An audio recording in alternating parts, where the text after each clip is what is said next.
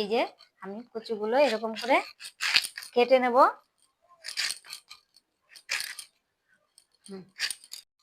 এই যে আমি আমার কচুগুলো কাটা হয়ে গেল। এবার কচুগুলো একবার ধুয়েছি, এবার আমি গরম জলে একটু ধুয়ে নেব। জলের মধ্যে লবণ দেওয়া আছে।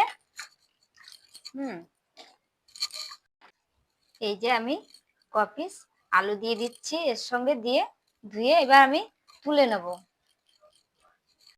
এই যে আমি মাছগুলোতে নুন হলুদ মেখে রেখেছি। এবার আমার তেলটা গরম হয়ে গেছে, আমি ভেজে নেব মানকচু দিয়ে রান্না করার জন্য। এই যে আমার মাছ ভাজা হয়ে গেছে, এবার আমি তুলে নেব মাছগুলো। এই তেল গরম হয়ে গেছে, দিয়ে দিচ্ছি দুটো তেজপাতা, জিরা, দুটো শুকনো লঙ্কা। এই দিয়ে আমি একটু নাড়াচাড়া করব। এবার এই যে পেঁয়াজ দিচ্ছি, টমেটো দিচ্ছি, আর এই যে গোটা রসুন, এই দিয়ে আমি ভালো করে ভেজে নেব।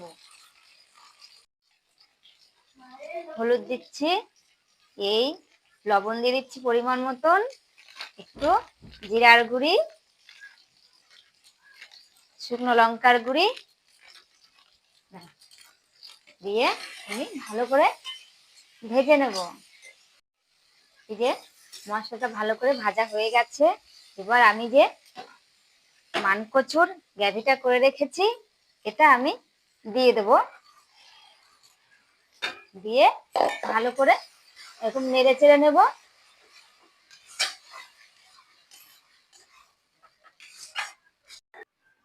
এই যে আমার মানকচুর গ্রেভিটা কষানো হয়ে গেছে। এবার যে আমি মাছ ভেজে রেখেছি সেই মাছগুলো একে একে সাজিয়ে দিয়ে দেব। আর আলুগুলো আমি দিয়ে দেবো। আলুগুলো যে ভেজে রেখেছি সেই আলুগুলো একটু একটু করে এরকম সাজিয়ে দিয়ে রাখবো। এই যে আমি 15 মিনিটের জন্য ঢাকা দিয়ে দিচ্ছি। হ্যালো বন্ধুরা, আমার মানকচু আর বাটা মাছের রেসিপিটি হয়ে গেল। আর কেমন লাগলো অবশ্যই বলবেন। আর রেসিপিটিকে দেখার জন্য অনুরোধ রইল। আর সকলকেই ধন্যবাদ। এখন আমি এই যে খাবার জন্য রেডি হয়ে যাব।